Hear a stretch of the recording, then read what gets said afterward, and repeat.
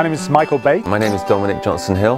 No, I'm Simon Howarth. My name is Andrew Shaw. I come farming family, just south of Manchester. I'm an Englishman from London.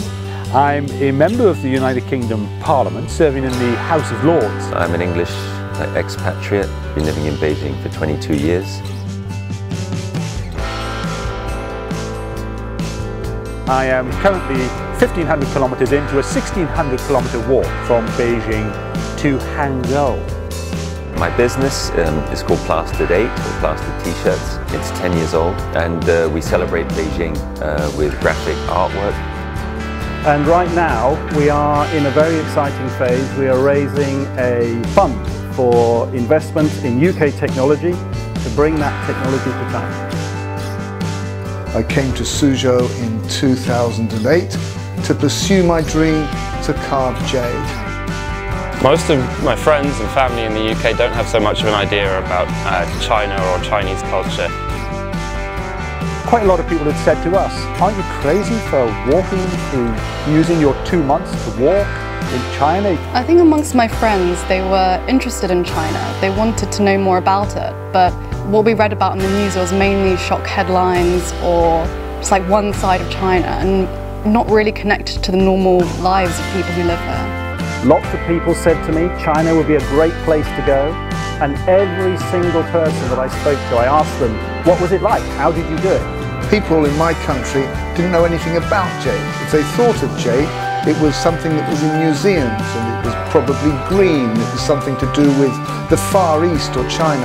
When I went to the Massacre Museum in Nanjing, my heart sank. What happened in that 6-week period in Nanjing really was something that I had never fully comprehended before. If we want to talk about peace, we need to first understand the full cost of war. Many people might think, can you really promote peace? But to us, this is our dream. I used to think that money was maybe the only thing that mattered. I think my dreams are changing, and being here in China is step one in my dreams. I'd like to get my Mandarin up to a level of business fluency. In my late 40s, about 10 years ago, but suddenly, one day, I came across the stone of heaven. I came across jade.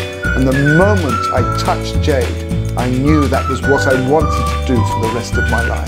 We now have 6 generations that have been trading with China since 1880s, 1870s, right through to the current day. The English dream is somehow a little lost. People have a very stereotypical lifestyle that they want to have.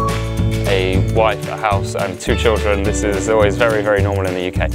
I think that, the China dream can be different for every person here, and how they perceive what they want as this country develops and becomes a stronger and a more stable country. My dream for my business is to be the best creative brand in the world. There's a famous saying, if you want to go fast, travel alone. But if you want to go far, then travel together. By 2 cultures coming together and agree a common objective of trying to build peace, to build understanding through cultural exchange, then I think that's a good example of how the world can work. Combination of China and UK is very interesting. The Chinese dream and the English dream has a very common theme in the people, the individuals who are delivering that dream. I would say to Chairman Xi is, I believe that those 3 statements, justice will prevail, peace will prevail, and the people will prevail. They will strike a chord with people. I believe that President Xi is holding the starting pistol ready to start the race.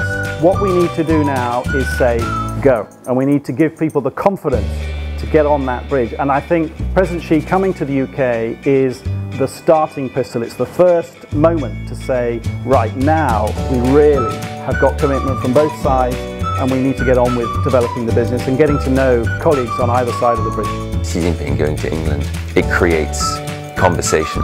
Conversation in England about China and conversation in China about England.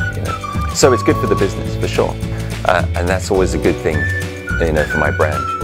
What I hope will happen is that Xi Jinping, when he gets to England, will get as big and as warm and as generous a welcome as I got when I came to China. In terms of my friends and business colleagues in the UK, I would say, why aren't you here? Why aren't you here as well? There is extraordinary opportunity. You can achieve massive growth and development with your projects in China. Beijing is my home. My dream came true here. Yeah, I couldn't believe it. You know, it's been a crazy journey, but I consider myself a very lucky man. Come to China, at least for a holiday. It's a fantastic place. There's 5,000 years of history. Come and visit me here. It's a very good place to stay. I would say come to China. I really don't think you'll be disappointed or feel any regret. It is an amazing country with so many different things to see. If you want to make things happen, you need to do it. Believe in yourself and believe in you can make some change. I thank the heavens and I thank China and I thank everyone.